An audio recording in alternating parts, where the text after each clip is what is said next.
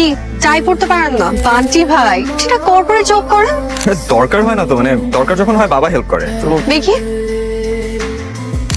সত্যি ছেলের রোমান্স দেখতে কিন্তু খুব ভালো লাগছে, তাই না? ছেলেটা বড় হয়ে গেছে, প্রেম করছে। আরে ওর প্রেমটা তো আমি শুরু করাই দিছি। আপনি কি নার্ভাস?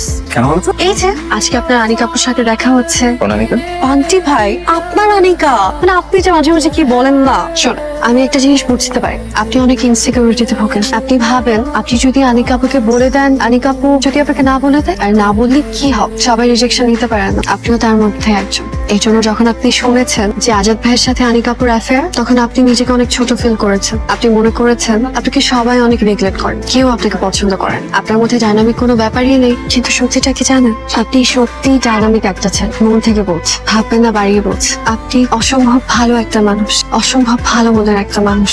আপনি সব থেকে ভালোটা ডিজার্ভ করেন, বুঝছেন মিস্টার? তোমরা এখানে দাঁড়িয়ে আছো, সব গেস্টরা আসছে, যাও।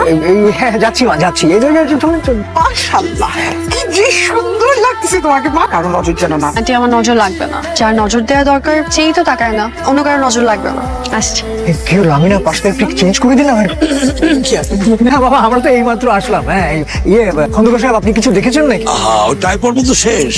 না না না, এই বান্টি, ডাহা মিথ্যা কথা বলতেছে কিন্তু। বান্টি, আসলে তোরা দুইজনে দেখতে মাশাআল্লাহ কি যে সুন্দর লাগতেছিল, ওটাই দেখতেছিলাম।